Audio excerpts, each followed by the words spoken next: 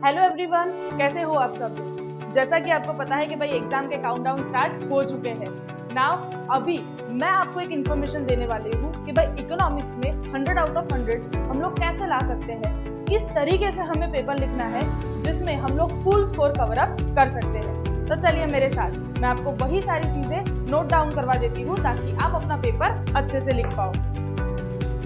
दोस्तों देखिए, जब बात करें सेक्शन ए की तो यहाँ पे जो पेपर राइटर है जिन्होंने बहुत ही बेहतरीन तरीके से सारे सेक्शन के आंसर लिखे हैं, सारे एमसीक्यू के आंसर कुछ इस तरीके से आपको लिखने हैं। नाउ बात करें, उसके बाद आता है सेक्शन बी।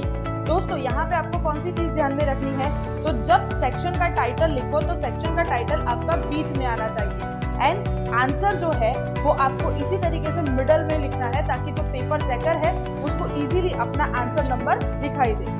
देन आफ्टर जहाँ पे बात करें अपने इम्पोर्टेंट पॉइंट की, आपने पूरा आंसर तो लिखा लेकिन पेपर चेकर को उतना ही दिखाना है जितना उनको चाहिए। माने जो पॉइंट इम्पोर्टेंट है उसके नीचे आपको इस तरीके से अंडरलाइन या फिर हाईलाइट उसको कर देना है। तो ये हुआ हमारा सेक्शन बी।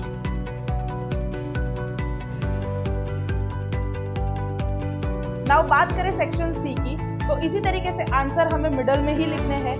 देन आफ्टर जो हमारा टाइटल है उसको आप हाईलाइट करो और सेम इम्पोर्टेंट पॉइंट है तो इम्पोर्टेंट पॉइंट के नीचे आपको अंडरलाइन करनी है ताकि पेपर चेकर उसको इजीली अपनी नजरों से देख पाए और आपको फुल मार्क्स 2 आउट ऑफ 2 दे पाए।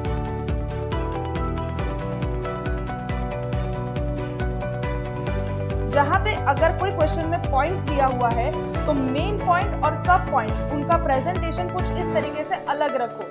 मेन पॉइंट है जिसके नीचे मैंने अंडरलाइन करी है और जो सब पॉइंट है वहां पे हमने पॉइंट को बोल्ड भी किया है ताकि पेपर चेकर जो है वो इजीली देख पाए कि आपने पॉइंट को बाइफरकेट करके लिखा है।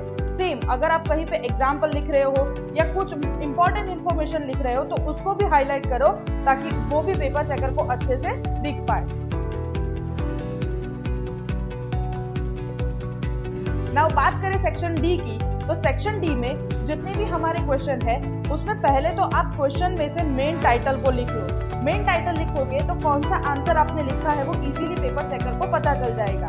नाउ जब सब पॉइंट की बात करें तो सब point, main point outer side रखो और सब पॉइंट हमारा कहाँ पे आएगा, इनसाइड आएगा ताकि पेपर चेकर को इजीली पता चले कि भाई यही आंसर के सब पॉइंट यहाँ पे हमने प्रेजेंट किए हैं।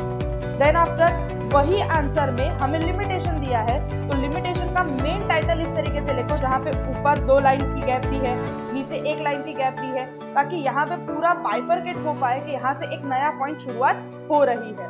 और जितना हो सके उतना पेपर अपना नीट एंड क्लीन रखो ताकि पेपर चेकर अच्छे से वो पेपर को देख पाए। नाउ सेम यहाँ पे एक डिफरेंस दिया है, इस डिफरेंस में मैंने आपको लिख के दिया है कि भाई पहले पॉइंट्स को बाइफरकेट करो ताकि पॉइंट्स दिखाई देंगे तो पेपर चेकर अच्छे से उसको चेक कर पाएगा। देन आफ्टर जब डिफरेंस लिख रहे हो तो डिफरेंस में कौन सी चीजें इंपॉर्टेंट है, कहाँ पे डिफरेंट हो रहा है वो आपको हाईलाइट करनी है ताकि इजीली वो हम लोग चेक कर पाए और आपको फुल मार्क्स मिल पाए। देन बात करें अपने सेक्शन ई की। नाउ सेक्शन ई में हमें क्या ध्यान में रखना है, तो भाई सेक्शन ई का क्वेश्चन जो होता है वो हमारे लिए इंपॉर्टेंट है जिसमें हम लोग ज्यादा से ज्यादा मार्क्स कवर अप कर सकते हैं। ये जो सेक्शन होता है जिसमें हर एक क्वेश्चन 5 मार्क्स का होता है। नाउ यहाँ पे आपको क्या करना है, सेम आंसर हर एक सेक्शन में मिडल में ही लिखना है और पहले लिखना है हमें टाइटल।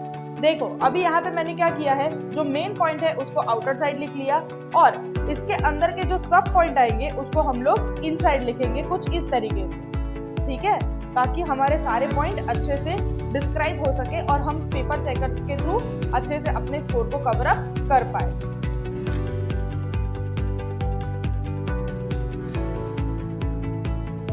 तो ये मैंने सारी इन्फॉर्मेशन आपको शेयर कर दी। अभी एग्जाम में आपको फुल मार्क्स कवर अप करना है। Wish you all the best for your exams.